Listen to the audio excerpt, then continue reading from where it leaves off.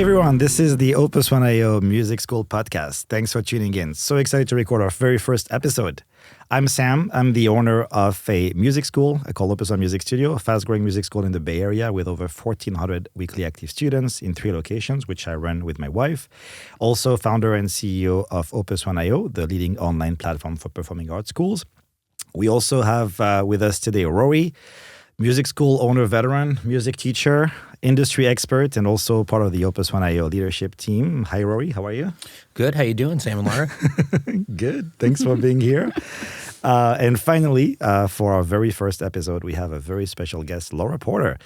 Laura is not only a talented and experienced music educator, but also the owner and director of Bloom School Music and Dance in Los Angeles. And also co-founder of LessonMate, which is a great tool that helps with replacing makeup lessons with recorded videos. And I'm sure Laura is going to tell us more about that in a few minutes. And hi, Laura. Thanks for joining us today. Hey, guys. Did I miss anything? Did I introduce you well? Lots of things, and I'm just going to start talking and won't stop. You'll have to slap We me love or that. something. We love that. Go for it. Go for it. And I know you do a lot of other exciting things. Do you want to tell us a little bit more about, kind of briefly about your journey, your background in music education, obviously, your music and dance schools, LessonMate. I know you do a lot of other exciting things in the nonprofit world as well. Yeah. We started the nonprofit a couple of years ago to make music education equitable for everybody, not just the people who can pay for it. So when we go into a school, and we like to get to the youngest of ages, because you know what you can do with the TK or PK kids, right? And all of a sudden they're doing things that your 5th graders can't do because of rhythm and that's solid. But we started Bloom like in 2008. It was just a music school. And Dave and I were working for, other places and building programs. And Dave was like, why don't we just get some space and then we'll get a couple of teachers, and when people pay us, we get to keep the checks. We don't have to pay rent, and we'll just have a couple of teachers pay our rent. We're like, that's brilliant, And we had no idea, cut to today, over 1,000 kids or units, and adding, dance and getting our building, back in, I think, 2014. And so we only have one location, but about, 40 to 50 employees at this point. Nice. And made a lot of mistakes along the way. Learned a lot because, we're musicians. So Dave and I were making our living as musicians before this. And when we decided to have a family, we're like, okay, so we're not going to go on the road. We're not going to do that because we see how difficult that is. And we just happen to have a knack, to break things down and communicate. And that's kind of what having a music school is, right? Break it down. How did the dance come about? Because your background is in music. Yeah, I'm a saxophonist and songwriter. That keys, that kind of thing. Dave's a guitarist, and we kind of went into it kicking and screaming, really, at first because. But we got this new space, and we're like, we have this big room, and we had a friend that had a dance school. Like, you should just add dance. I go, well, that just sounds wild. And they said, well, you don't play violin, do you? I'm like, no. That's a great point, though. Right. Yeah. You don't play violin, but you can hire a violin teacher. And so that kind of works. But, because of that, we weren't quite making great hires in the beginning. So then I actually had to study and learn more about dance, creative dance and children. And because I wanted the same trajectory for dance as we have for music. Music is very specific. You do this at this age, you do this at this age, starting with babies. Mm-hmm. We have an early childhood thing. So I wanted the same sequential nature to dance. So I had to study a little bit about that. That seems to be the story of most music schools that we talk to is they're entrepreneurs by way of musicians that were trying to figure out, hey, how can I monetize this further? Because there's a bit of a ceiling when you're an individual teacher or you're a touring musician or a gigging musician. You get to a certain amount of income and you go, really, that's it? And I'm giving up all my time and life for this. And I think that's how a lot of music schools start is the idea of, well, this is all I know how to do and how do I monetize this and scale this? Mm-hmm. At what point do you felt that you went from, okay, I'm a music teacher and a musician who's trying to do this business idea and flipping and putting on the entrepreneurial cap? Like, was there like a watershed moment where you're like, wow, I'm an entrepreneur? Yeah, so we didn't have a sign yet. And people kept coming to us, and it was building. And so we had this room. We were in a band with these guys, and they were leaving this space. And so we were getting in this space. And they had done a lot of things to it already. And so we had one large room, kind of a closet, a drum room, and an upstairs control room that they were using as a recording studio. And so we're growing, and we're like, if we continue to grow like this, like in a couple of months, we're not going to have any space. What are we going to do? And then this realtor was canvassing the neighborhood, knocked on our door and said, hey, you know, there's a space coming up for lease. It's about, 2,000 square feet. Crazy to us. And we thought, well, we got to do this. And it's coming right when our lease was going to be up. We could start this other lease. And then we started panicking, like, how are we going to do this? And I don't know if I overheard this, but somebody said, just negotiate. My mom's in real estate, my parents. So I'm like, yeah, everything's negotiable, right? So we negotiated to have July and August free. Wow. And they went for it. I need to try that with my landlord. Yeah. That's a pretty sweet deal. Yeah, Was and then it only they the forgot. first year, or was it like forever? I tried to get it longer, but he only did it for the first year. Oh, for the first year. And that's when we hurried up and did a summer camp that year, trying to help. And we can talk about that. Yeah, But yeah, so that was the idea. And then July came, and he had forgotten he made that deal with us. And so we had to remind him. Hey, no rent. Yeah. No rent this month. No rent. That's a great way to be reminded. Yeah. A lack of money in your bank account. Yeah. And then literally having that space, because it's so, people are walking by it all the time. There's restaurants, there's all these things here. So we almost doubled, like, in a couple of months, just having space. Yeah. So That's great. that was really cool. Do you want to tell us a little bit about LessonMate? Because that's also like Yes. a big part of the industry that we all. Yeah. So LessonMate came about. We didn't have a front desk, and Dave and I literally would be writing in the margins of paper or Google Docs. We had no studio management software, nothing. We were doing it all by hand. And again, we're musicians, so you have an idea of how badly that was being done. Mm-hmm.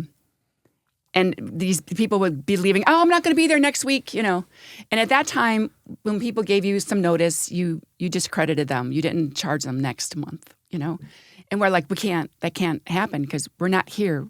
We were having another job at the time. So we didn't have any other days to give a makeup lesson. And so thinking about retention, again, we're starting to get into that mindset, of an entrepreneur. How do you keep kids? And we noticed that kids who missed a certain amount of times within a certain amount of months, that was a sign they were going to be quitting soon. Mm-hmm. And so we started talking to Dan, our developer who's still with us. Brilliant, brilliant man. And so instead of thinking of it as makeup lessons, we thought, we want to have a school where no one ever misses a lesson. And we don't want the phone call. We don't want the rescheduling. We don't want any of that. If you're not there 5 minutes, your teacher's already there. Because why should teachers be there twice when nobody else has to work twice for the same money? Just because we're music teachers and we're doing this thing that we love. We're supposed to, people take advantage of the time, And so it took a while in the beginning, because this is, 2014, 2013 when we started doing it this way. We didn't offer it to other schools at the time. It was a little bit at first. The teachers who got it the quickest were guitar teachers, for whatever reason. Yeah, they were like, not for nothing. This is super dope. Let's do it, And they thought it was really cool. So the concept is the teacher records the lesson. You missed not a a lesson. whole lesson. That's the thing. That's what people forget, because no one sits and teaches for 30 minutes in a lesson. Right. So what we say is you need to get your face in the camera. Say, hey, Sarah. Sorry we're missing you today. I have some really cool stuff for you. Check it out below. And then you do your cut and paste from the week before, your review stuff. And then you do a video of a new concept. And if you're learning Hey Jude, say maybe we're just going to learn the outro today. Maybe it's just going to be the first verse. Or if it's in your piano book, I want you to look at the beginning of this. You can add the PDF or a picture easily to the lesson. What's the hardest section of this song, do you think? Yeah, you're looking at me. I think it's this measure and this measure. Let's figure this out. You help them. And then you can embed YouTube, which is really nice. So it doesn't take the child to YouTube because we don't know what What's people. there? Yeah. So it embeds it. So if you want to like a little inspiration, and then the teacher has the full, like at this point, 25 minutes. A lot of them have their library built up. You have your spiel. Paperback writer. You know what you're going to say, right? And so you have your video. And we tell teachers it's really important not to do a 3-minute video on a song. Split, the first measures of this, or the intro, the verse, the chorus, all separate videos, because not everybody's learning it all at the same time. So you can reuse the videos, which is really nice. So they build up a nice library. That is so nice, because I can't tell you how many times I've had to rewrite the tabs for Seven Nation Army or Iron Man or Sweet Home Alabama or something like that. Exactly. And I could. Yeah. And you have like different versions. Like this is a version for the kid who can play it right away. This is the one the simple who can't. version. Yeah. This is just root notes. We're not doing full power chords yet. Yeah, absolutely. And you can tag these now in LessonMate. So you want beginner, guitar, whatever. There's all kinds of different ways to search. That's great. And now you have, I guess, hundreds of schools using LessonMate. Yeah. And a lot of them also using Opus1 Yeah, so that's how we it's get a nice to... little symbiotic relationship we have. Yeah. It's really awesome. And everybody we that comes to us, we're like, you got to go to Opus1. There's no other. Thank you for that. Yeah. You touched on something really interesting that I think would be great to talk about, which is, you mentioned that the music teacher or the music school is somehow expected to do double lessons or expected like infinite flexibility around reschedules. And it's like one of my favorite topics to talk about is, I grew up in this industry, right? So my parents were in music schools. I was in diapers running around in music school, and I've seen a lot change since I was a little kid, right? And I feel like there was this paradigm shift in thinking in the last maybe 5 years where music schools started standing up for themselves. Absolutely. We're as important as sports or as any other, vocation. We're not just lucky you're coming to us. Yeah. Like we actually have something that's really, really important that can make a difference in your children's life. Absolutely. Yeah, it always baffled me how parents sometimes they expect it's normal to get a free makeup if they do a last-minute cancellation. Like, when you miss your flight, you don't get another, or when you cancel your hotel room at the last minute without at least 24, 48-hour notice. So like every industry has these standards that people have accepted. But yet for music schools, they'll insist to get that free makeup. And that's very disrespectful for the teacher, to the school and to... And I think it's easy to get upset about these things, But hey, if they're going to try it, why not give it a shot? Take your best shot. You're not going to get it, And then say, we do things the same for everyone. Yeah. That's really, really important. And what everybody really wants is they want easy. And maybe that person thinks easy is getting a free makeup. But if we set our policies and stick to them, then they're getting that experience that every time they walk through the door, they know what to expect. They know we have to train people. Yeah. This is how we do things. And then it becomes a comfort. Yeah. Like, okay, I know that this summer, if I want to keep my slot, I'm going to do the hold fee. Or I know since I'm only going to be gone 2 weeks, I don't have to put in my withdrawal. I'll just get the LessonMate for those 2 weeks. These things, and they start to organize themselves, and that's something they know. Yeah, what I found is when you do talk to parents and you explain clearly the policy and why it's there, they understand it better. Yep. And sometimes the challenge is also training your staff to explain that policy correctly and not being just the gate and say, oh, no, you can't get a makeup, and then people get upset.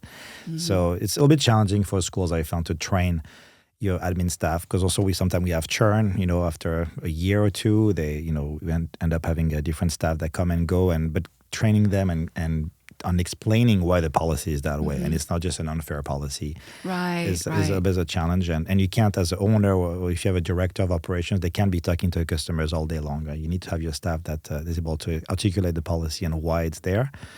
So definitely a challenge. So yeah, and making them feel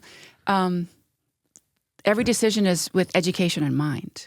Yes, we're a business, and we have to make a profit. We have to pay employees and teachers, but to attract great talent, we have to run it this way. Yep.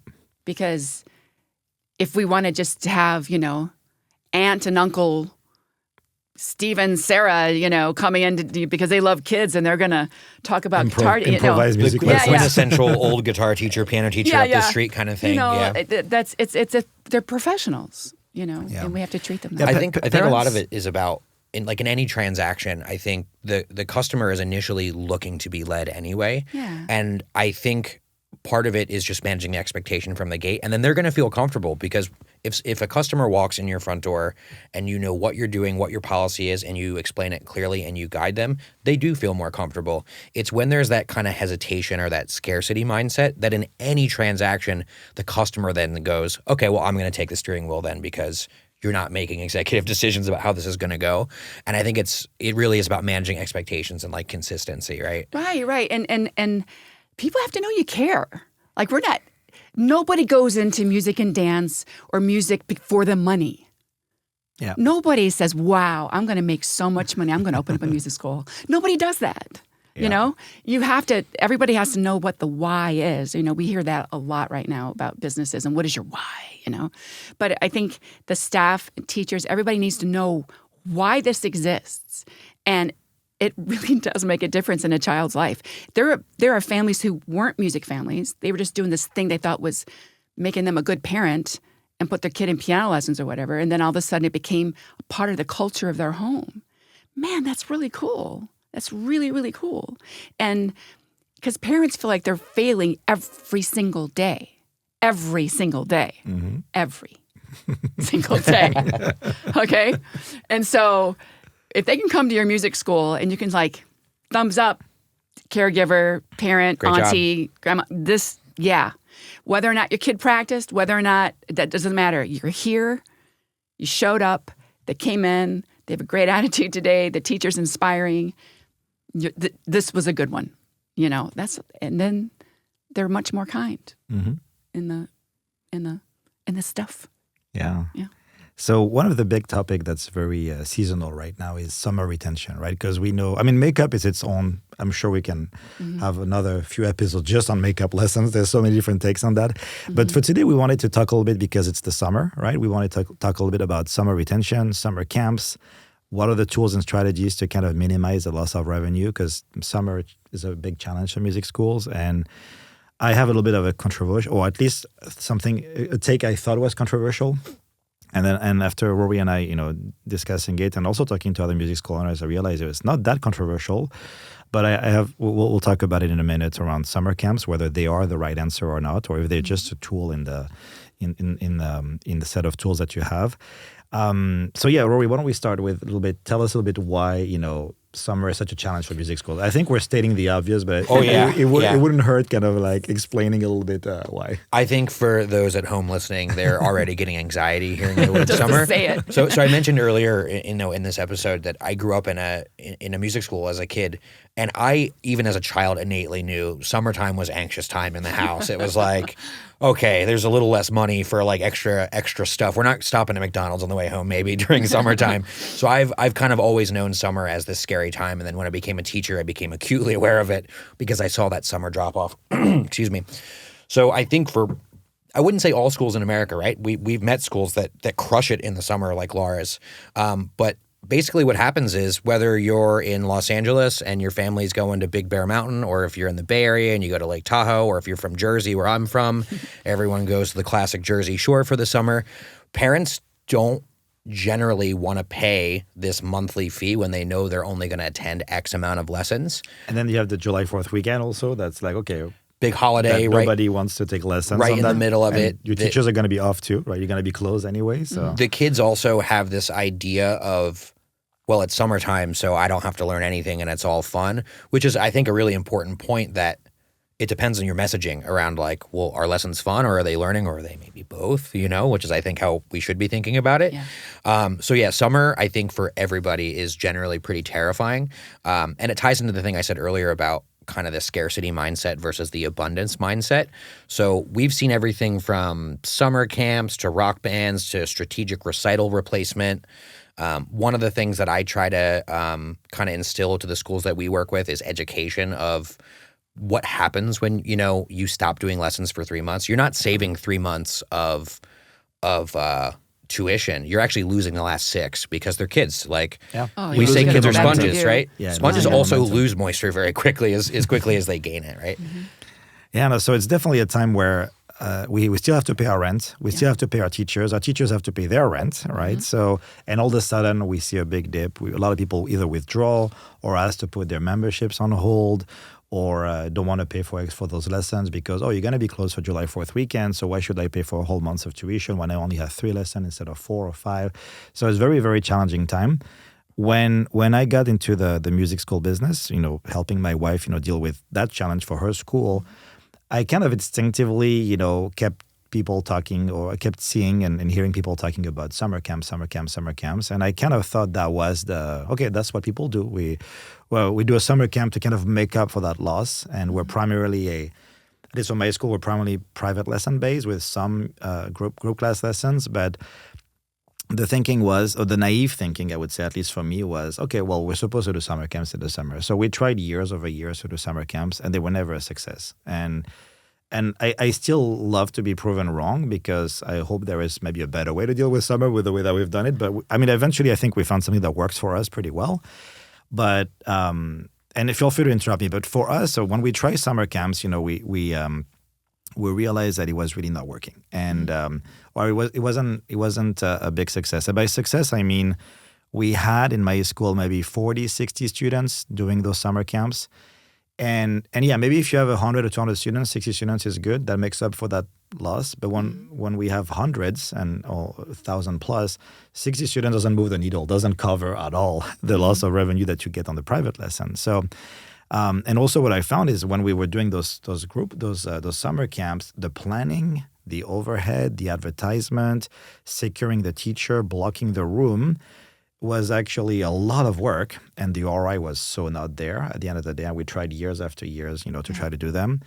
And we found even worse that we still had those private lessons going on because it's not like everybody goes on summer, right? So we would maybe get a dip of 20, 30, 40% on the worst case scenarios but the private lessons are still there. So now those still need to happen, right? And if you set up a summer camp that actually impacts because you're going to use room and teachers, right? Those are your 2 resources. So if you have a summer camp, you need to have a summer camp that doesn't impact your private lessons because you can't impact the business you have left with trying to make up for it. So we found that it was extremely challenging because if you have a teacher that's already teaching 6 hours per day, right, on average, 6-7 hours, they can also do 4 hours of summer camp in the morning, right, because then it's overtime, they burn out, and so it costs you a lot more. So then maybe you need to get separate teachers to do the summer camp. So good luck having a teacher that's only there for July or June, and where are they coming from? What are they doing the rest of the year? So it's a lot of challenges, right? And I remember we've had stories where we actually secured a teacher just for a summer camp and 3-4 months in advance because you also have to plan them months in advance. And then it changes. And then they bail on us, right? A week before the camp. Like, thank you very much. We took deposits, we have students signed up, and the teacher is no longer available because, nobody sits and wait for you. And so a lot of challenges with just having those summer-only classes that we found that even though we were able to make some of them happen, but, and the biggest, enrollment we have was maybe, let's say 40, 50, 60 students, we realized, at least for us, the ROI was not there. It was very, very, very tough. Another thing that I found when and again, sharing kind of our failures with summer camps, we tried those 2 or 3 hour summer camp during the day, maybe morning only, and then I realized, and they were not working. And but yet I see summer camps everywhere, right? For other activities, right? Other things. Kids go to summer camps And when I talked, so I did try what a kind of a product manager does. I talk to my customers, understanding, what's going on. Why do you like this? Why you don't like that? And I found out that, for example, it told me parents don't tell me, well, usually the kids go to school. So we're working, we're busy parents. So we need a full day camp. That's why we don't just send the kids to summer camp because we want them to learn or have fun. We also we don't want them at home. we're working. So they want full day camps. Mm-hmm. So when you do half day, they very often don't work because parents cannot drop them and pick them up in the middle of the day. They're working. And so we found that, and I was duh, makes sense, right? But yeah, so that was a big run. And now we thought about, okay, should we do full day camps? But then it's a whole different business. I think you touched on that earlier. Yeah, it's like teaching a fish to fly. Yeah. It's like It's completely different. I realize we do private lessons where we actually, in our policy, we say we do not provide care of children. Of course, we care about the kids, but we're not responsible for the kids. They're being dropped off. They do their lesson. They leave. Parents stay around. But when you drop a kid for the whole day, you're in a whole different business, right? You have to deal with food, allergies. You have a much longer work day. There's a lot of liability and legal aspects to it. Underwear and clothes. Yeah. Exactly. Yeah. And even, I don't even know the details there, but you don't have the same business permit when you're daycare versus a music school. It's not the same thing because music school, you're a personal service business. I think there is different, depending on your county and your city, you have different. So it's not your natural business. So if you do, let's say all year long, you do hour group classes or 30, 45, 60 minutes private lesson, all of a sudden you start doing full day daycare, right, for kids from 4, 5, 12, whatever, it's a whole different business. So I realized, okay, we don't know how to do this. We're not even allowed to do this. And it's very challenging. This is what we did. And we've made like all the mistakes, I'd right? love to hear how you guys Because the word on the street, Laura, is that you guys have a pretty good summer camp. It's a pretty awesome summer camp, I got to tell you. Yeah, so tell us what the recipe is so for the a first successful thing, summer camp. We were desperate in the beginning because we had nothing in the summers. And so we were partnering. Oh my gosh, these were like the unbelievably complicated summer camps where it was like different themes every week, and it was like an 8-week long thing. It was awful. It was absolutely awful. And was it awful because the enrollment, or just no. you didn't like The enrollment was great. It was just it's too much. Like what you're saying, it was just too much. It was a completely different business, and I can't even begin to tell you how ridiculous it was. It was really silly, and trying to coordinate all of these different arts things to be integrated is what the idea was. So forget that. So we decided that we have a spring break. We have like the December break. We decided to take 2 weeks off in the summer. And this is going to be, right now, it's the last week of June, first week of July, because you got the July 4th thing. Right? So that day is a half day. So our camps are like 93 camps. And on Friday of that week, it's called sharing. And so that's a half day that day. And they come in, we show them what we've been doing, and then we're all done. And then the second week's, July 4th is the half day. And that Friday, we do the sharing like around 2 o'clock or whatever. And we do that. It's called Peace, Love, and the Beatles. People dig the Beatles. And I realized that we had so many families with kids age 4, 5, and 6 that wanted a great camp. Mm-hmm. And what I'm finding is like all the camps that we're doing, because my kids, when they were there, they were just silly camps with no experts there. It was just all babysitting and just keeping kids busy all day. And so we use summer camp as like a feeder to our for them to get to know Bloom, what we do. So we have 4 groups of kids. Usually we have so many 4s and 5s that they get their own group. A group of 4s, group of 5s, group of 6 and 7s, and then a group of 8 plus or 9 plus, depending. And then we have the rock bands. Mm-hmm. We'll do 3 rock bands. And so what we'll do is they have instrument making with Martin.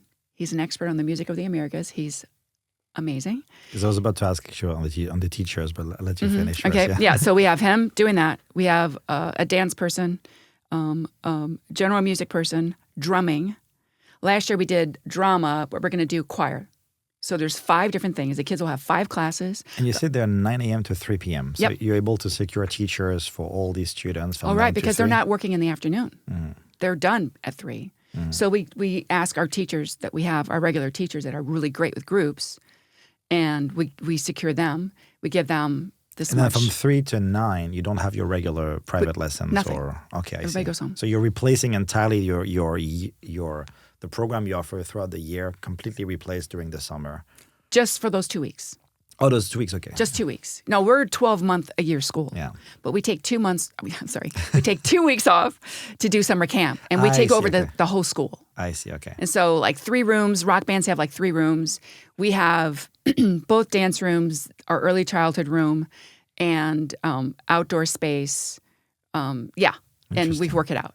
And Martine likes to be outside, so he's outside in the courtyard the whole day, And so we have snack at a certain point, and then we have lunch. There's a grade school right behind us. We go over there for lunch. For the hour, we come back. We have like a little cool down period, a little reading, a little sitting in air conditioning because it's hot, and then we do 2 more classes, and then like 2:45, 2:50, they get picked up. They're exhausted.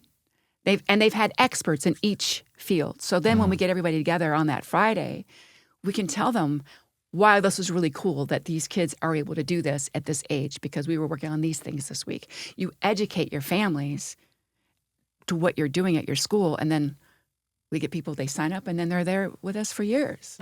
That's actually really cool, too, because you're giving these young children an exposure to kind of like multiple modalities of music. Are you a percussionist maybe? Or do you like stringed instruments? Right. Because for a lot of kids, like even myself included, it was like you learn piano, that's it. Right. And the older kids are getting baritone ukulele, they're getting keyboards, and everybody's getting drums.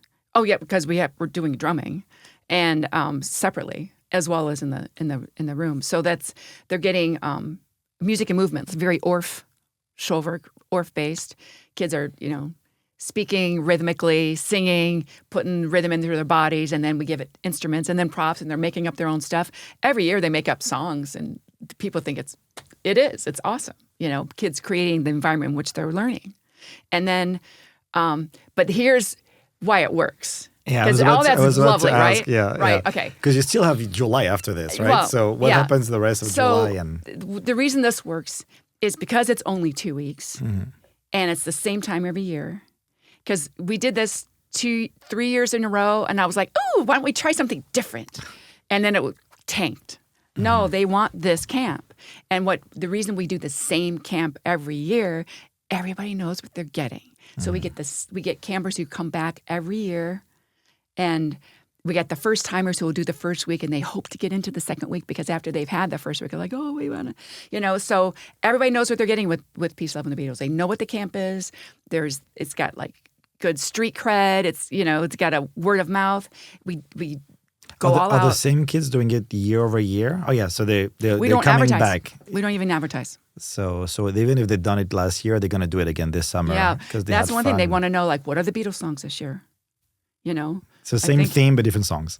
Yeah, same theme. And then we always end with a sing along with "Hey Jude." Oh yeah, that's great.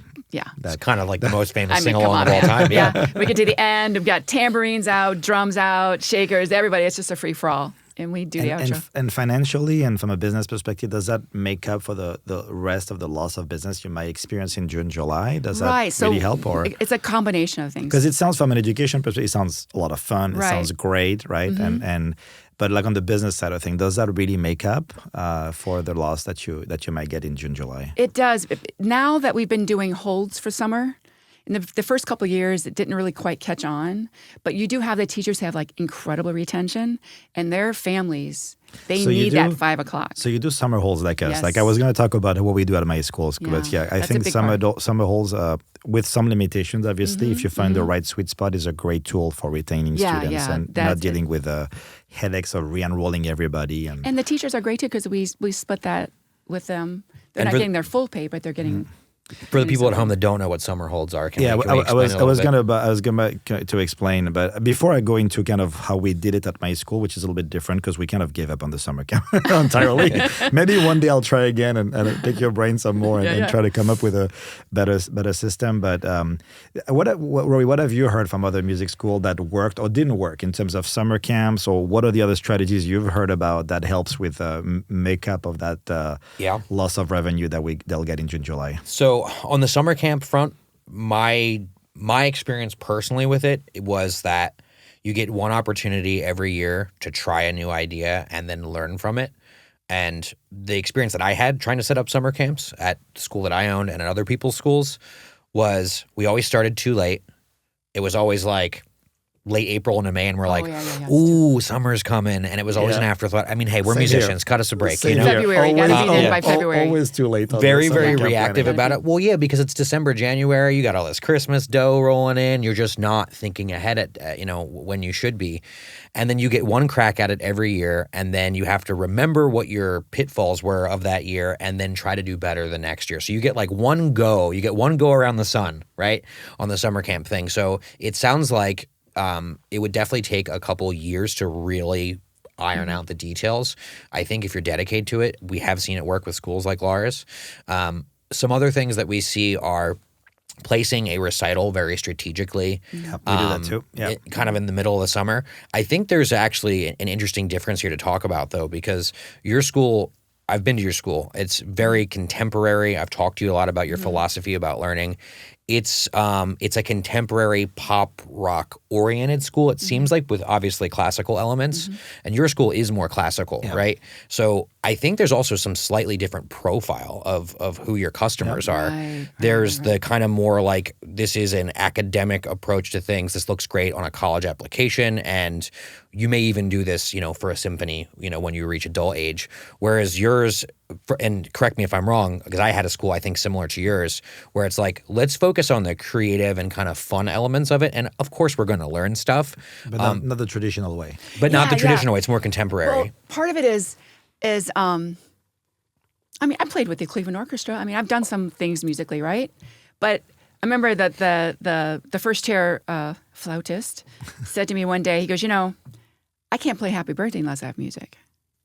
Dude, this is serious. pretty I know musicians like that. Right? So I'm not a musician. And I want to make sure that, but when we talk about music education, being creative and being able to have really good groove does not mean lack of excellence, which parents who don't know this, they will think that this traditional thing means my kid is getting a better thing. Right. But the thing that's going to serve your child in the future is creativity and tapping into that. That's what makes the world. That's why you have a software business, because you're creative.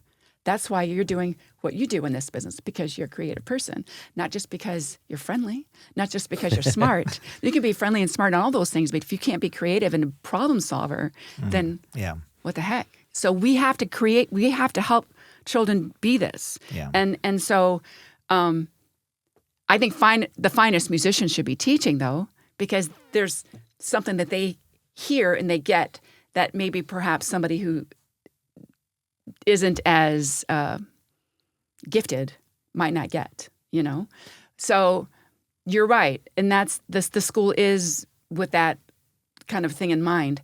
But I was thinking for you an idea. We're trying it this summer in July. It's a half-day camp, though, but it's called Pick an Instrument Camp. And so in this camp, they get time on keys. They get time with the baritone ukes. And they get time, we got these DW practice sets where all limbs are being used. Kick the hi-hat leg, no, but you still have where the hi-hat is. And so they're getting this as like a half-day camp, and then they can decide if they want to do intro to drums, intro to guitar, or intro to piano, or privates. Yeah. Yeah. And so that's... Yeah, and I think there's benefits to both kind of approaches as well. I mean, obviously, the kind of more structured elements of like classically training a musician are so integral. Like I started as a classically trained pianist, right? That's my mom's a classical pianist, and that's where I started. And I needed that structure at that age, right? Yeah. But there's also the creative elements. So by the time I was 12, I was ready to quit piano, and I wanted to play Jimi Hendrix and get a guitar, right? So I think they're both of value. I think the question then becomes, should there be different approaches to retention in summer based on who your kind of target audience is? Like maybe is the recital placement more conducive to that kind of classical tilted school versus I'm just going to throw that out there and let you guys fight over it. Well, we're not fighting. Yeah. Just two different approaches. Yeah, I think there's been some science, and they say that practicing does not lead to retention.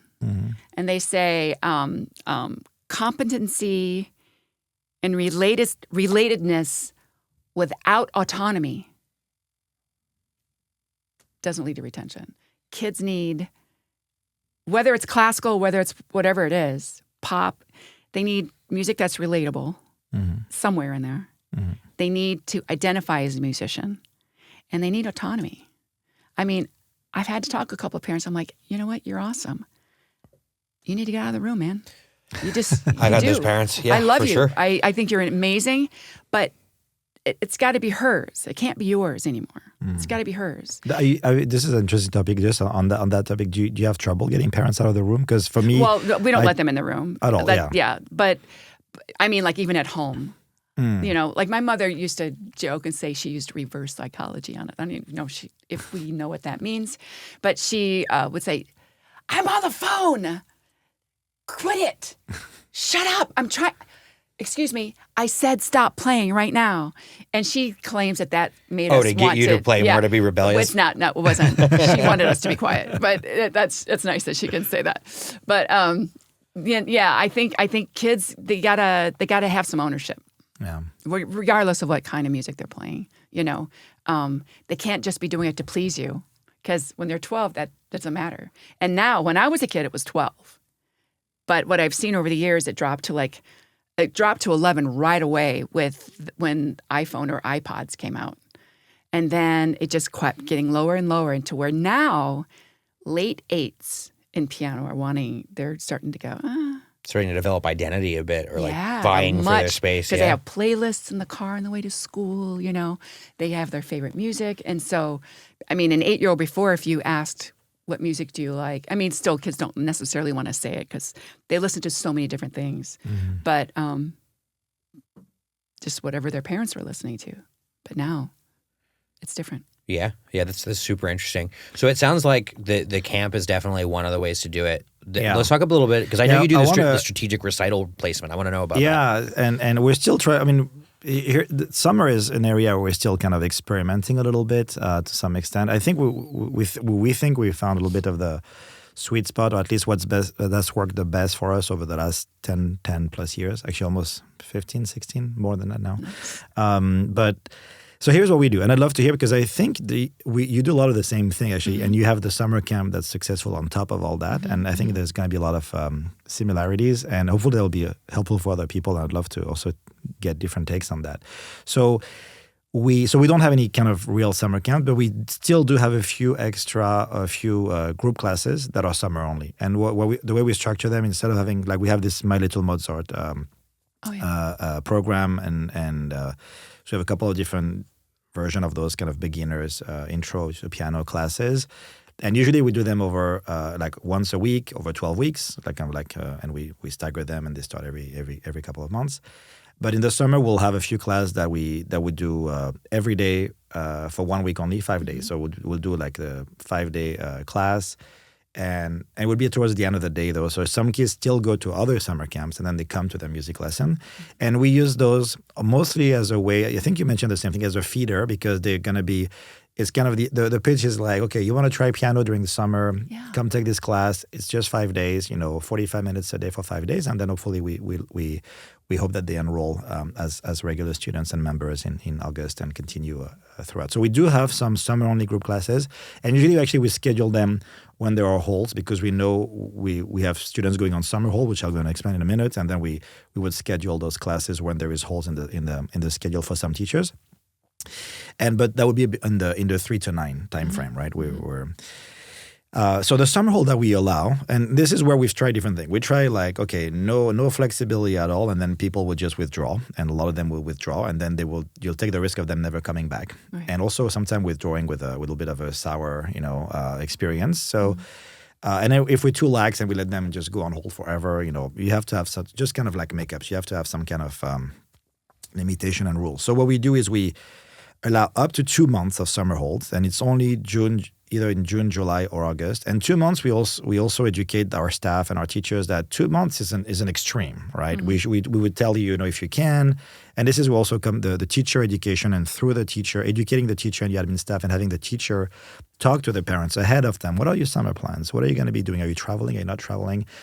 Also after COVID, COVID 2020, worst year, but best summer ever, right? Nobody was traveling. That's right. We lost tons of students, but in July we had the best July we ever had in our career, right? So people are used to online lessons now. So we try as much as we can to encourage people to not do a summer hold and do their lessons online, or maybe just cancel 2 or 3 lessons and use the makeups before or after, because there is going to be holes in people's schedule because of those other people going on hold or canceling lessons. So we try to encourage not to take the summer hold, but some people will take it inevitably, because you're going to have that maybe 20-25% of our overall student base. They're traveling. Oh, we're going to India for 2 months. We're not going to be here at all. We can't even do online lessons because it would be at 3 a.m. Yeah. So that doesn't work. But so we try to reduce the summer hold, but we still allow it. And we still try to at least, most people will take maybe a month of summer hold. Usually July is the biggest hit, right? And some more extreme will do June, July, or maybe from, I don't know, July or half of June to half of August. So that would be the most extreme. But what we found about the summer hold, and the way we do it is we let them, by going on summer hold, and I think you do something similar, right? We let them basically prepay for the month they're coming back. So they commit to coming back. And they not just on the schedule, they prepaid for it. So they prepay for August or September. Usually it's going to be August, which means they keep their time and teacher that they love because their teacher is usually full. They don't want to lose that spot. That Tuesday, 5 p.m., that works great for them. They don't want to lose that spot. They don't want to lose that spot with that teacher. And also the advantage of having them prepay, not just the fact that you don't have to re-enroll them. They just kind of like put their lessons on hold and then when they come back in August, things continue as normal, right? So very little, especially when you start scaling over 1,000 students, dealing with re-enrollment and reselling everybody, refinding a time that works for them is a huge headache. I see some schools do that, and I think it's too much work. So putting your lessons on hold for a period of time, up to 2 months. This is only available in our school during the summer months. You can't do that for Chinese New Year or for another time during the year or Christmas. Or that we don't let that happen. And they prepay. So the prepayment also helps because it gives us a lot of cash flow in May or June, depending when people go and prepare the summer hold. So we get a lot of cash flow up front, which helps if you're short on cash flow. It helps you going through July. That you might get lower revenue overall. And that's actually worked pretty well. But again, so it's summer hold that provides that kind of like prepay commitment. They're guaranteed to come back. Some will just drop entirely because maybe they're just moving away. So you're going to have those seasonal drops that you can't avoid. But the majority of people that really don't want to stay through the summer for different reasons will go on summer hold. And we'll take a hit of maybe 25-30% in July.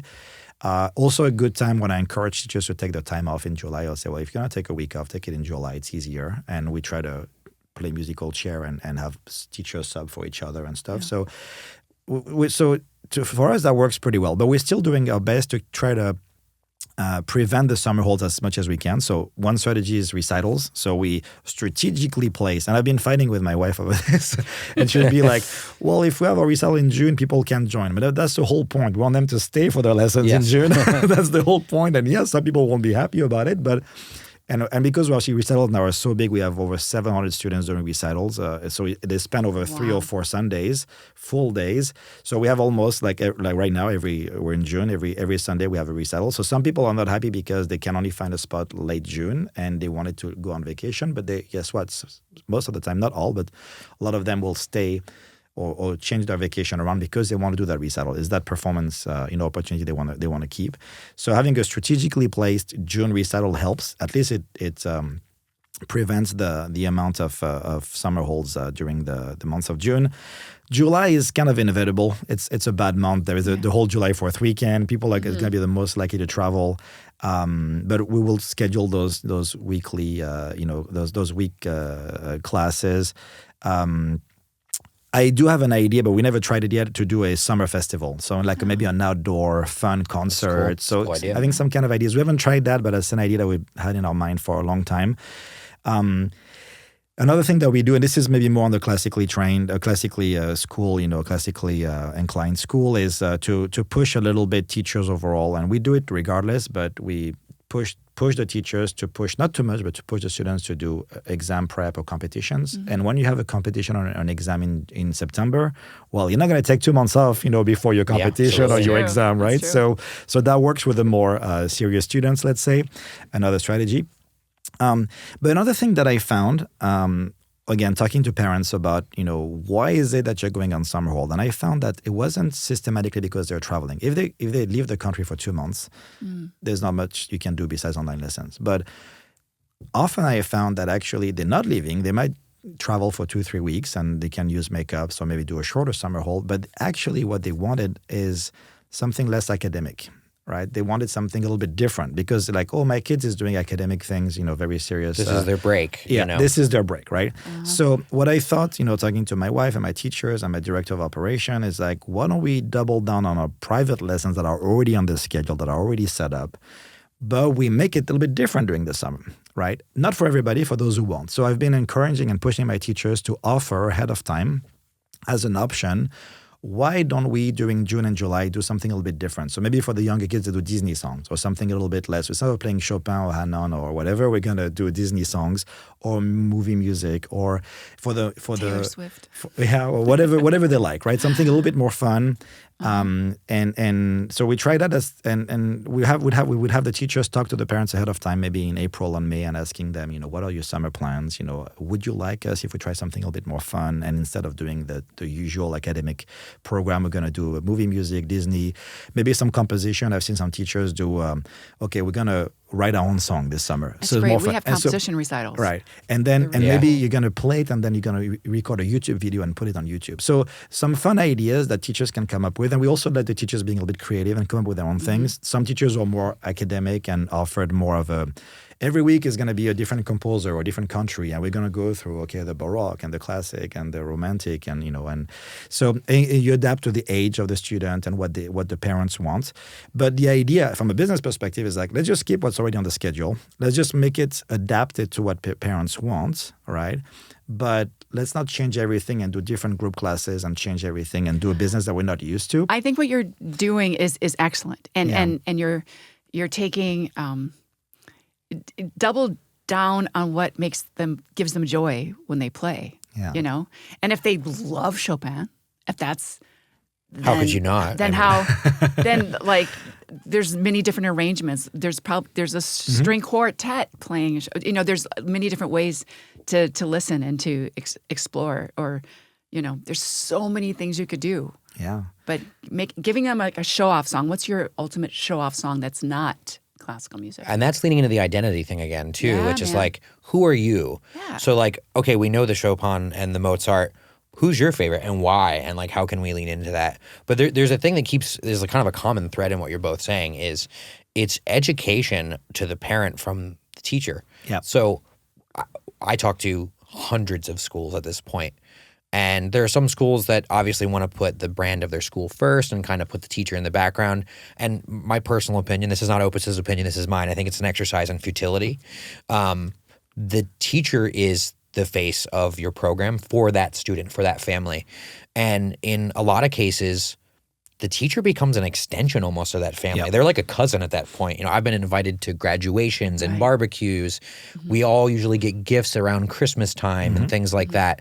So I think a really important thing, whether you want to put the effort into doing a really great summer camp, or if you want to put effort into having this series of recitals that are really strategically placed, the thing that is common between the two is you got to turn your teachers into salespeople. You have to lean into what makes them lovable in the first place for all of your customers and use that as a resource. It's great for your school, it's great for the students, and it's great for that teacher. So if that teacher can start the conversation in January, February, March about, hey, what are you guys doing for summertime? Yeah. Oh, you're thinking about going away. Well, here are some things to be aware of that happen when we're going to stop lessons for 3 months. And I want you guys to do whatever's best for you, but I wouldn't be doing my job if I didn't tell you what I think would be the downside to this.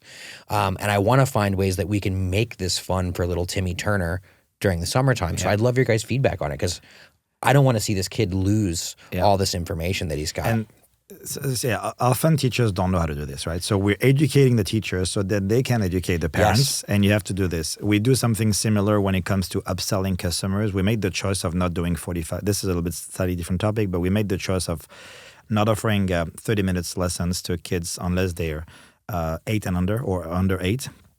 And but sometimes you have kids that are doing 30 minutes and they grow and they become 8, 9, 10 and they still stay with the 30 minutes. And we found that sending marketing emails coming from the school say, hey, you should do 45 minutes instead doesn't work very well. It has to come from the teacher. They're much more likely to trust the teacher for, okay, you need 45 minutes because now we need to work on this, we need to work on that, and there is a recital coming, and 30 minutes at your age is way too short for a proper lesson. So there is this thing that you have to, teachers are not going to be instinctively, very good at selling. They're artists. That's not really their thing. And sometimes they do it because of the education part of it. They do it naturally, but sometimes you have to educate them a little bit. Some teachers are going to be better than others at that, on upselling or educating the parents. Inspire. Right. Because when I was a music teacher, if anyone told me I was going to be a seller, I would go, I'm stopped it's listening kind of a to you dirty already. word amongst musicians, I know. Right. But if you say, we want you to inspire this really fun summer. It's like projects. We do different projects every summer. And I was thinking for Timmy Turner, whoever that child was. That's always my go-to name. That's your go-to. Dave has one. I can't think of it right now. Anyway, I was thinking, since your child really loves this thing and that thing and this thing, we should do a project this summer that is this. And I don't know, just as a way, instead of saying if you miss 6 weeks, it's like missing 3 months, because we could talk about that stuff. But that's kind of like, I've done that before in the past. But maybe looking at the positive thing from having this summer exciting thing, and jump on the wagon, because all the fun's over here. Mm. Come on over here. This is where we're having fun, and then showcasing it somehow. Whether it's with a recital or but I went to this thing at UCLA a few months ago. It was kind of interesting because it was a rainy day, so nobody showed up. There was not many people there, educators, but they were talking about creativity. And have you ever heard Ken Robinson's TED Talk about our schools killing creativity? No, I haven't. Anyway, it's really cool. It's like from 2006, but it's amazing. Anyway, he's written this. He's passed away, but he wrote this book called Imagine If, and it's kind of like his manifesto. His opus, if you will. Yes, his opus, if you will. Thank you. Yes, and about education, really. And but they were just talking about learner-centered. And as adults, we have all of these things, these check boxes that we think are so important for kids. But if we go to the learner and see what that kid needs, because maybe, like, if a kid has a really great ear, let's use that awesome skill or gift they have, instead of like, okay, you know what, forget it. You're not reading. Well, they're not reading because they have a great ear and they already figured it out. You played it. I got it. So let's keep working on that while we get this other thing here, this other way of communicating music, whether it's reading or whatever. But I think we gotta focus on the learner. We get too much into our check boxes, and then we forget, and then kids quit. Yeah. Because you're not speaking to me. I'm just being obedient. And depending on the family, the more obedient the kid is, the longer they'll stick with it. But if you're not speaking to that kid, your teacher is not inspiring that specific child because they dig this thing that this other kid doesn't dig. Maybe this one loves anime. My goodness, teach some anime. I have taught an inordinate amount of anime and video game music. And this isn't a day when you couldn't grab sheet music. I'm some of it's hard. It's like some interesting 70s fusion jazz stuff, and yeah. But it's really important, and they talked a lot about that. But it really resonated with me. I'm curious to hear, going back to the list, kind of like what I do at my school, because it sounds like you also do the same thing. So you have this very successful Beatles summer camp, right? And then, but you also do similar things. So you do the summer hold as well. Mm-hmm. Do you have recitals or festivals or events during the summer to try to We usually keep the do people around? our dance recital in June, and we've done the music recital. The problem we're getting into is we want to get the music recital before the dance recital because it just makes life easier. But we can't secure the dance recital space yet. So I went ahead and secured space that I could probably move for the music recital. So that one, for the first time, is going to be in May. But usually we like to have both in June because at least we get that June tuition for June before they take off. I also noticed, I don't know if it's me, but I feel like the summer starts earlier and earlier every year. Like summer used to be July and August, and now it's like June and July somehow. Well, I think everyone knows our policies, and they're just on it. Like before, like they'll put in their drop, but they're like, I want our last day to be much later than the 30-day that we want. The form fills it out. They go, it's not. We're still going to be here for like another month. We were just putting this in now, so they understand. Interesting. Yeah. Do you guys have any other tips and tricks for the summer? Anything else that you might be doing or that you want to try maybe that could be useful for those music school owners listening to us and now want to try to? It's just joy. It's just got to be joyful. The teachers, they have to be happy to see the kid. Oh my gosh, get in here! I can't wait to hear what's going on. You were gone last week. What'd you do? You gotta really communicate. And the teachers that are really great at retention. That's what they're doing. Yeah, I talked to a lot of music school owners about looking at individual teachers' retention month over month, and now it's really become a very important part of our performance evaluation. Slightly different topic, but it touches on the summer as well, right? We had I had teachers that their schedule was always full, so I thought, oh, they're doing great, and then I realized when I started looking at a month over month retention that no, they're losing actually 10, 15, 20% of their students every month, but we keep like spending ads money to fill the schedule back up. So they appear full. I mean, there was not that many, and we addressed it with a few that were like that, but looking at that month-to-month retention is super important because you might actually look like you're full, but you're constantly having some churn. Yeah. And then I also look at the summer. I also look at, that's another, when they ask for raises, I look at, okay, let's see how you did over the summer. Did you inspire your students to stay and do these to participate in the June recital, to maybe sign up for competitions? We actually have a tiered teacher system, and the tier 2 and tier 3, they're more senior, they have DMA degrees, and they're more advanced and more intensive, and they have a certain quota of students. It's not really forced, it's more like a guideline of students that should do exam or competition. So we also look at that. But we definitely look at their summer retention and see how well they were able to retain the students, inspire them, and keep them around. And definitely, I see some big gaps between teachers. Some that were almost completely full the whole time, don't drop any students during the summer, and some that, you know, they're down to 50%. I'm like, how does that happen? Did you even talk to them about our summer ideas and all that stuff? So there's a constant, like for music school owners, you got to stay on top of it. You got to educate your teachers the first couple of years when they're new and they're learning the... I think we also got to get something that we're working on, because we have so many people, and I see like I've dropped the ball with this teacher over here. Like, oh my gosh, I didn't even talk to you about this thing. And so having that big meeting before the fall, right, to give all the stuff, the onboarding, all that kind of thing. But thinking about the thing that happened like before summer or before recital, giving them like some drip emails, however, whether it's texting, everybody knows how they're going to reach their teachers best. But reminding them and reminding them and reminding them. And we haven't done that enough. I mean, unless you really salary your teachers, which most schools don't do, they are the one taking the hit more. I mean, the school takes a hit overall, but overall as a business, when you're profitable enough, you know, you get your margin the rest of the year, and you know that July is not going to be a great month. But for the teacher who is getting 30, 50% less lessons and hours, depending on how you pay them, they're taking the biggest hit. Yeah. So you're really helping them by actually And they don't have the same them. padding that a business with some funding or business loan may have. But it's funny too, because this also ties into the kind of like leaning into an individual's creativity or autonomy, because we talk about that with the student, right? The little boy who's taking music lessons. Give them a little bit of space to be the creative they are. Well, that little boy grows up to be the music teachers that you guys are hiring. So you could also think about that, about giving your employees, your teachers, a little bit of ownership over, hey, be creative, man. You are a creative.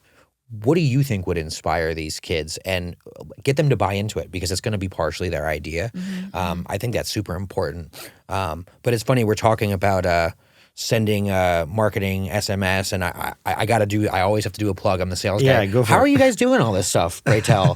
How are you doing checking the retention or doing the SMS marketing and all that stuff? So obviously Opus1 is this great retention thing that I still beat myself for not having implemented earlier, because I realize how useful it is now. And we've had a lot of customers asking for it for almost years, and now we've had it for almost a year, I think. And it's a great feature that I definitely recommend people to check out. Then Summer Hold is obviously, we talked about Summer Hold. Opus1 lets you, put your subscriptions on Summer Hold for a period. It does all the invoice proration, all that stuff. So simplifies that process a lot. So this Summer Hold process where we would have to put like sometime, a couple hundred or more tuition on hold would be a very painful process before. And now with Opus1 for the last few years, it's been much easier. You use that feature as well, Absolutely. right? Absolutely. And what's really awesome too is at the recital, like it's all there in Opus. Yeah. Like you could put the order and everything. That just saves so much time. It's so wonderful.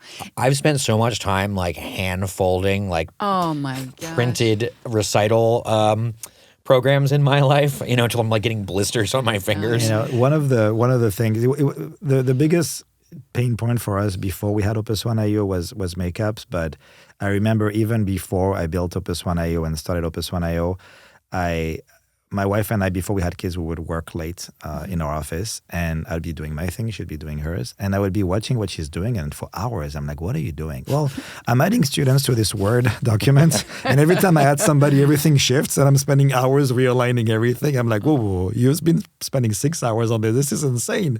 And she's like, well, we have 200 students doing recital, and I need to do the program, and then we need to print it in the, I forgot the booklet, or whatever, the booklet yeah. format. Yeah.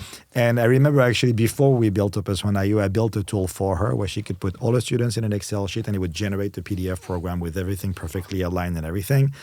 And then that's how Opus1 IO was born, right? It was looking at all these inefficiencies and all these things that my wife was spending so much time doing that was so painful, and started building this tool, and then eventually, build the whole platform around it. Yeah, I mean, I'm glad it's useful. Yeah, I mean, we had software that was, say if someone wanted to book a trial and it looks like there's availability. And then you would click on that spot and like, oh, nope, there's somebody already in there. But it wouldn't show it. You would have to go through like two or three clicks to get the thing Just that you wanted. Just to have to back out again. Yeah. It was awful. And then our biggest thing was like, we just want someone to be able to book a trial online. Not have to call us, not have to us put the number in and maybe incorrectly, like let them have the power to do that at the time they want to do it with all the information they need. Man, oh man. I know it's becoming like increasingly, I think, important for self-booking, even if you're not using Opus, right? To somehow facilitate somebody to be able to kind of act on that impulse, especially as it's, millennials are the parents now. And I'm a millennial. I grew up with point and click. By the time I was 12 or 13, I was on the internet and I understood I could buy things on the internet. And, we've become acclimated to, I want to point and click and have the thing that I want. It's not that we're antisocial. It's just easier. There's not all this back and forth that has to occur. Right. So whether it's Opus or something else, like I cannot sing the praises of at least some form of booking or interaction that can happen in an automated fashion. I remember talking to music school owners. I mean, most of them are usually sold on the self-booking, but sometimes I would have people be a little bit skeptical about it. And I would ask them, when you go to Amazon, you want to buy something, do you want to leave your information, have somebody call you back? No, you just want to buy it, right? And you want to get it. So, for me, self-booking was something that was, I couldn't believe that, all these software, whether they were for gym or yoga studios or even the few that were actually for music school, had very poor or no self-booking at all, because, that's the age we live in now. It was horrible. A mess, yeah. It was like impossible. You had to be like a genius to figure it out, Well, a thing that I'll hear from some schools sometimes is that are kind of opposed to the concept of self-booking is they like conceptually the idea of like, well, we're like a boutique and we give this white glove experience. And I think that's wonderful. And I think there are other ways to have that experience for your customers, for your business. Absolutely. But I always have a kind of retort to that, which is, let me ask you a question. If I bring little Timmy Turner, and we're going to stick with Timmy for now. If I bring my non-existent son, Timmy Turner, in, if I bring him in for guitar lessons, and little Timmy Turner is, for whatever reason, he's just really into jazz.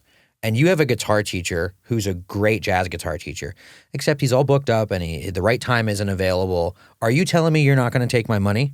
Or are you going to put him with the next best thing that you have? Well, they go, well, I mean, of course I'm going to take the business. All my teachers are great. And I go, bingo.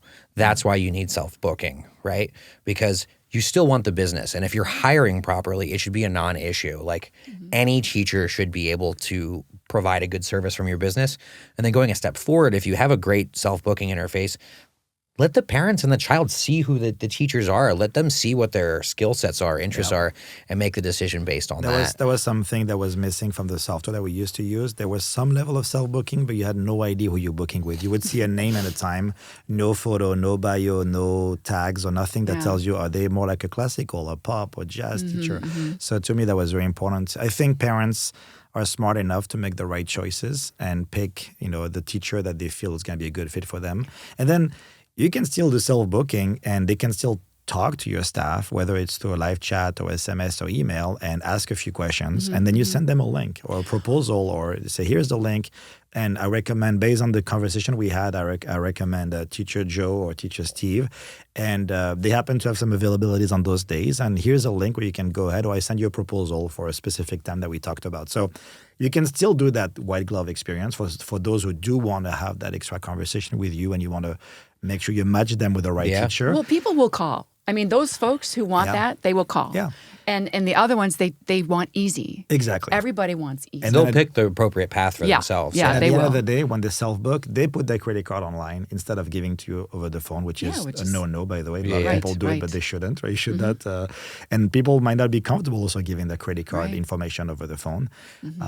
So that's another, if you have a little bit more time, that's another FAQ that we get often about, and a little bit of debate about free trials. Maybe we can spend a few minutes as a last little nuggets on the, because that's something that every music school has. I have so many opinions on that. Yeah, we can. That might be a whole episode, but let's see. So do you do free trials or paid trials? We pay, but it's not as much as like if you were to divide it by 4. A discounted trial. It's a discounted trial because You're only on the same page. we used to charge more for trials than interesting. Ooh, I like that one. Wait a minute. Tell me How more. did that go? It went really well, actually. And what's the reasoning behind it? The reasoning was because, we're holding a slot for you and you're not even... You're not buying in committed. bulk. You're not buying in bulk. So if you want, instead of it being whatever, $40, it's going to be $45. And that's what it was. Because we had people kind of gaming the system, especially for early childhood classes. People would come in and just pay for a trial and then pay for another trial and then pay for another. It was cheaper, Yeah. And then we went to the free trial thing, but maybe it's a Southern California problem, but in traffic, who knows? But people don't show up for free trials. Yep.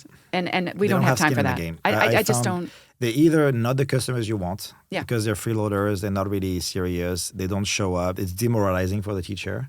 Yeah. And another aspect is, even if you get the right customer in with a free trial, converting them is harder because you don't have the credit card on file. It's just simple as that. I found that. So I'm with you. What I do is I do discounted trials, so they're paid. Yep. And that means they're more serious. They have skin in the game. Yep. And it's it's actually, for us, it's even a lot less than even half the price of a regular lesson. It's really like $25, $35. The idea is just to put your credit card in. We're investing in that trial, so we're not making money on that lesson. We're losing money on that lesson, but we want you to come in, have a great experience. You're booking online with our staff's help or not. You experience the teacher. Sometime you may want to try somebody else, and that's fine. We have some limits. When people try to game the system, we catch it because you can quickly see those trials, because we train our staff to really pay attention to trials and make sure they have a great first experience. Yeah, people haven't done it anymore since we've been using Opus and using that. Yeah. It's really wonderful. And then the credit card is in, so that you can do automated conversion after the trial, or you can give them a call or an SMS. Would you like to sign up? Yes. And I already have your information. Questions. They don't have a lot of questions beforehand. They have questions that can be answered online with the bios and things like that. It's after that, then they have questions. They go okay, so what happens if we miss a lesson? We say, well, there are no misses because a lesson. Or, but they'll have their questions. And that's when that's when the service comes in. Exactly. The people business. Yeah. To me, that works very well as well. Well, they're basically, it's pre-qualifying people, right? So there are the people that are looking for a bargain on whatever. I mean, you could probably convince me to take any free class. If you're like, you're going to learn how to make bowling balls, I'm like, it's free? All right, I'll try it. There's not a lot of pre-qualification going on there. So, I remember at my school one time I tried Groupon, and I will never, ever do something like that again because... We tried to, same thing. You just... Do we get a bunch of leads? Yeah. Was there any ROI on it? No. Because almost none of them decided to stay. They were not serious. The people that are genuinely interested in taking music lessons are willing to pay a little bit up front to get that endeavor started, because I think those kind of super discounted things or free things are great for impulse buys. So I might be scrolling my Facebook feed and I'm like, oh, a weird little tech gadget for 50% off. Why not? That's an impulse buy.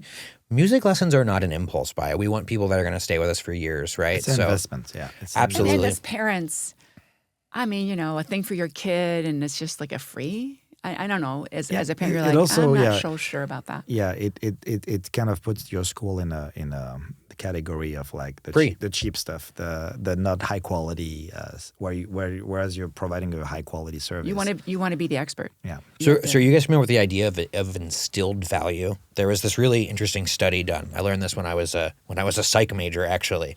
So it's really neat. They took this perfume, right, and they sold it in a really big bottle for cheap, and a really tiny bottle for a lot of money. And they put it in similar markets in all these department stores.